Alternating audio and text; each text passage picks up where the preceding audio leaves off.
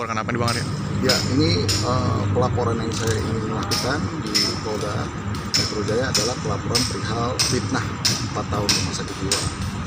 Nah, jadi ini saya laporkan terlebih lagi karena memang itu berbentuk fitnah, gitu ya.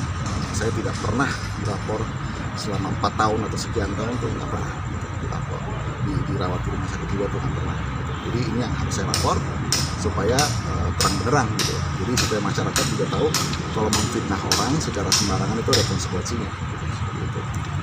Dan itu yang saya mau laporkan seperti itu.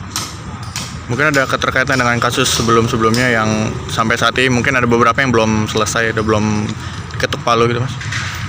Yang belum ketuk palu itu yang perceraian ya, sidang perceraian. Dalam hal ini sebetulnya saya ingin meluruskan aja gitu bahwa apa yang dikatakan oleh pihak dari kubunya Karen itu kan dijelaskan sangat jelas di salah satu media, saya nggak sebut medianya, tapi dikatakan bahwa mereka sudah memberi dalil atau laporan kepada pengadilan bahwa saya dirawat di rumah sakit jiwa selama 4 tahun, kan? Nah, itu merupakan fitnah dan mereka nggak pernah nunjukin bukti apapun gitu. Di pembuktian juga nggak ada itu. Nah, jadi saya dengan tegas saya juga mengatakan bahwa saya akan menindaki hal ini. Dan timing itu saya cari itu sekarang karena kemarin itu saya betul-betul disibukkan oleh beberapa bukti-bukti yang harus saya kumpulkan satu persatu untuk di persidangan tersebut. Dan bukti saya akhirnya sampai 300 tuh, pas 300 bukti saya. Bukti mereka hanya ada 6 gitu. Dan banyak banget dari dalil-dalil mereka yang tidak dapat dibuktikan gitu. Bahkan saksi pun mereka nggak ada gitu. Malam hari ini siapa saja yang akan dilaporkan? Ya Bang. Karen, saya akan laporkan Karen, saya akan laporkan lawyernya Weni, karena Weni juga mengatakan seperti itu. Dan ada juga Tia Martini Nafi, ya. Itu Tia tuh pembantu rumah tangga. Terus ada juga 2 orang lainnya lah. Tapi saya nggak tahu deh kalau itu masih tentatif ya, saya harus lihat dulu dari mereka apakah bisa nggak masuk laporan. Tapi untuk 3 itu tuh pasti bisa masuk laporan karena sangat clear ya. Saya harus tanya dulu sama pihak untuk 2 orang ini yang lainnya itu apakah bisa atau tidak untuk dilanjutkan. Artinya malam ini abang juga membawa Barang-barang bukti ya Bang? Bukti ini saya bawa, semua saya bawa. Bukti berbentuk video, bukti-bukti pendukung dari saya, itu semua saya bawa. Artinya bantahan dari pihak rumah sakit, keterangan dari rumah sakit juga apa? Iya, of course, saya bawa semua itu. Semua saya bawa dan bentuknya seperti apa saya nggak bisa lihat. Tapi kalau apa yang dia ngomong di media kan jelas, itu bisa dilihat di mana-mana. Kalau mereka ngomong saya 4 tahun dirawat di rumah sakit jiwa, gitu. Nah itu kan nggak benar. Jadi untuk itu saya harus memberi tindakan hukum terhadap itu. Gitu. Kalau nggak saya juga bisa fitnah orang sembarangan aja kan. Ya. Dan dalam hal ini juga ini seperti tadi saya utarakan tadi bahwa hal ini tidak bisa didiamkan gitu. Karena bagi saya kebenaran itu pasti akan kalah sama kejahatan yang terorganisir. Ya, fitnah itu kan satu kejahatan yang terorganisir secara sistematis diulang-ulang. Nah, jadi cara saya untuk menyerang balik kejahatan terorganisir ini adalah dengan kebenaran yang terorganisir. Nah, kebenaran terorganisir adalah memiliki bukti yang valid, tidak asal-asalan memberi bukti. Kalau nggak nanti keluar SP3 gitu. Jadi kalau dikatakan seperti kasus pengeroyokan dan penodongan yang kemarin contohnya, ketika SP3 itu keluar mereka bilang karena mereka nggak punya bukti, itu salah. Karena bukti saya yang kuat untuk menunjukkan bahwa yang Karen lakukan adalah laporan palsu. Saya punya bukti video rekaman yang saya berikan ke Polres Jakarta Selatan yang menunjukkan sebaliknya.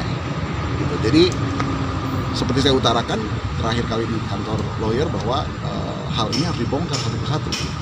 Nah, dan ini semua dilakukan, ya, hanya upaya Karen untuk menutup aib dia demi pencitraan bahwa sebetulnya yang terjadi adalah perzinahan dalam pernikahan saya dengan Karen, itu perzinahan yang dilakukan oleh Karen. Dan akhirnya digunakan segala macam cara termasuk fitnah ini, dan menurut saya fitnah itu membunuh saya hidup-hidup gitu. Saya pergi ke warung, saya pergi kemana, orang lihat saya udah ini orang gila gitu. Nah ini yang saya nggak bisa terima gitu. Jadi saya mau melapor itu untuk memperoleh keadilan gitu. Artinya kalau dibilang tadi apa yang disampaikan Karen ke media itu adalah bagian dari fitnah. Kerugian yang abang Terima. terima semenjak itu terjadi apa saja? Apa aja sih bang? Sekarang kalau Bapak difitnah atas Bapak masuk di rumah sakit 4 tahun rumah sakit jiwa, kira-kira kerugiannya apa yang Bapak peroleh? Bapak dapat kerugian banyak banget, ya kan? Termasuk kasus yang ada di Polrestabes Bandung, ya kan? Yang sudah menetapkan saya sebagai tersangka, ya, sebagai tersangka, gitu. Dan karena saya sudah ditetapkan sebagai tersangka itu bukan artinya vonis kita salah. Rupanya saya kan bebas sekarang. Itu bukan vonis bahwa saya itu salah. Dan saya hadir ke Polrestabes Bandung. Waktu di saat lagi ada COVID, saya hadir ke Bandung. Nah, kalau misalnya saya diamkan kasus 4 tahun ini, ya kan, saya diamkan, orang akan berpikir kenapa lu nggak lapor-lapor soal kasus lu difitnah 4 tahun. Kalau memang lu nggak salah, kan gitu. Makanya saya lapor ini. Nah, karena saya dengar bahwa katanya kasus yang ada di Bandung itu katanya lagi progressing gitu. Nah, jadi saya punya hal yang secara legit, secara hukum itu menyatakan bahwa yang dilakukan ini adalah perilaku kejahatan dan hukumannya itu di atas 5 tahun. Nah, hukuman yang di atas 5 tahun itu umumnya kalau kita lihat secara general, apalagi ini sudah berulang-ulang, kan alasan di polisi itu kan hanya ada 3 untuk melakukan penahanan. Dia ingin kabur, atau dia menghilangkan barang bukti, atau itu sudah diulang berkali-kali. Nah, ini kan udah diulang berkali-kali. SP3 udah keluar jelas.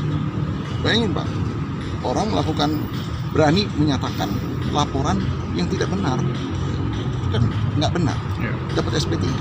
Nggak banyak orang dapat SP3 di Republik ini. Karen adalah salah satu yang dapat SP3 itu. Nggak layak untuk diteruskan, itu dihentikan. Mengatakan bahwa ayah saya nodong dia, kita melakukan pengeroyokan, mana? Makanya saya berani gitu untuk mengajukan ini, dan saya rasa ini saat yang tepat. Karena kalau ini dibiarin terus, ya itu akan terus. Saya nggak bisa datang ke 10 juta orang atau 20 juta orang untuk mengatakan, saya difitnah loh 4 tahun rumah sakit jiwa, saya difitnah loh 4 tahun masuk rumah sakit jiwa.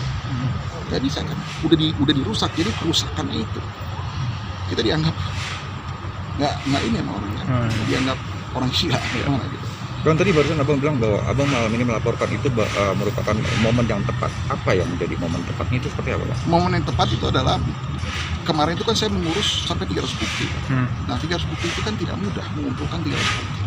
Baik ada video, ada rekaman, ada rekaman suara, ada banyak macam bentuk-bentuknya itu ya. Nah, kenapa? Karena saya percaya bahwa kalau saya berani mendalilkan sesuatu, saya harus punya bukti. Saya nggak mau cuma mendalilkan sesuatu tanpa memiliki bukti. Harus ada bukti. Dan ketika mereka menjawab gugatan saya, itu ada beberapa hal yang mengatakan tentang hal-hal yang menurut saya itu banyak nggak benar gitu, ya. Dan saya harus buktikan sebalik ini nggak benar. Gitu. Kan saya dibilang nggak kerja, saya dibilang macam-macam kan. Semuanya itu Karen yang membiayai apa ini itu segala macam, kan nggak benar. Gitu. Dan saya buktikan itu di pengadilan, di muka pengadilan. Gitu. Nah, itu yang saya lagi tunggu gitu. Dan hari ini harusnya memang kita ke pengadilan untuk menunggu itu. Cuman sepertinya ada penyelesaian berkas dari pihak kementerian yang mereka minta 3 minggu lagi untuk diselesaikan. Karena saya pengen kasus ini cepat selesai. Karena saya baru meninggal 4 bulan yang lalu. Dan ya ini kan sebuah masalah yang sudah dimulai dari pihak mereka awalnya lewat media itu kan harus juga diselesaikan semua. Harus ada ujungnya dan nggak boleh digantungin gitu aja. Dan itu bukan menjadi bukan menjadi bentuk style saya gitu untuk kasus tuh dibiarin gitu loh. Kita harus beresin, dan saya sekarang udah siap untuk melaporkan itu semua. Dan itu yang saya harapkan untuk dapat keadilan. Dan saya yakin Pak, karena 4 tahun saya masuk rumah sakit jiwa itu nggak benar. Jadi saya pasti yakin saya akan dapat keadilan soal ini gitu. Karena itu nggak benar. Itu sama sekali nggak benar. Dan pihak kepolisian, pihak pengadilan pun punya hak untuk ngecek rumah sakit benernya. Ari pernah 4 tahun di rumah sakit jiwa. Bisa cek kan ke rumah sakit sebenarnya. Gitu. Nah, saya kalau mau ngelaporin sesuatu ternyata bener, saya kan masuk penjara kok. Pak Ari ngelaporin dapat SP3 saya kan nggak mau, saya atau SP2 saya nggak mau. Saya mau kasih tahu bahwa kita melaporkan sesuatu itu harus bertanggung jawab, harus punya bukti, dan harus berdasarkan kebenaran. Itu kan kemarin kalau nggak salah Wemia Manupunya sebagai lawyer kan ngomong, kalau Anda mengatakan bahwa membuat kurang lebihnya dia ngomong gini, membuat satu laporan itu harus benar, ya berarti harus masih masih kurang belajar hukum. Berarti kita harus diajarin untuk melakukan laporan yang nggak benar gitu. Kita kalau bikin laporan tuh harus benar. Ke penguasa, ke pengadilan, kan ketika Anda mengatakan bahwa ketika membuat satu laporan itu harus benar, berarti masih kurang belajar hukum. Berarti mau ngajari masyarakat kita untuk bikin laporan yang nggak benar. Bikin laporan itu harus benar dan bertanggung jawab. Dan saya akan contohkan itu. Gitu. Malam ini tanpa didampingi pengacara, kenapa Bang? Pengacara saya tadi juga kemarin ini lagi agak cukup sibuk, dan saya juga udah kasih tahu bahwa saya akan melakukan hal ini. Dan menurut saya ini juga sebetulnya buktinya itu sangat jelas banget gitu ya, jadi kayaknya nggak perlu didampingi gitu ya, karena buktinya tuh sangat kuat banget gitu, dan sangat jelas gitu bahwa ini tuh fitnah. Saya udah bilang berkali-kali, mereka tidak akan pernah bisa menemukan bukti saya masuk rumah sakit jiwa selama 4 tahun, 3 tahun, 2 tahun, setahun tuh nggak akan pernah nemu dan nggak akan bisa nemu. Iya. Nah kalau pihak rumah sakitnya mau palsuin, lebih parah lagi pihak rumah sakitnya akan kena masalah. Ayo aja. Mereka mau sebut 4 tahun tuh dari tahun berapa sampai tahun berapa? Coba sebutin. Saya dari tahun sekian sampai tahun sekian saya lagi di Amerika. Atau sebutin 4 tahun itu di mana? Tapi sekarang nggak ada. Jelas kok dia ngomong 4 tahun masuk rumah sakit jiwa. Nah, kenapa ya? Kenapa angka itu keluar? Dan katanya dia udah mengatasnamakan rumah sakit bahwa dia punya buktinya, katanya diiyakan, rumah sakitnya mengkonfirmasi benar, berarti kan dia mengatasnamakan rumah sakit kan pernyataan itu. Tapi yang jelas data yang dibuat oleh Karen itu betul-betul nyata. Itu Karen yang buat pada tanggal 21 Oktober 2019 itu Karen yang buat. Dia datang ke situ pakai nama saya. Itu betul terjadi. Orang nomor handphone dan nomor Karen. Tanggal kunjungan pertama 21 Oktober 2019. Jelas. Dia yang masuk. Kenapa pakai nama saya? Pemalsuan dokumen kan itu nggak boleh. Jadi kalau ditanya kerugiannya apa, ya pasti banyak pak kerugiannya kan. Ya, kita harus perbaiki itu gitu loh. Dan ini dilakukan khusus sama pihak Karen itu demi kepentingan mereka. Siap. Gitu aja. Oke Bang. Oke, Bang. Siap.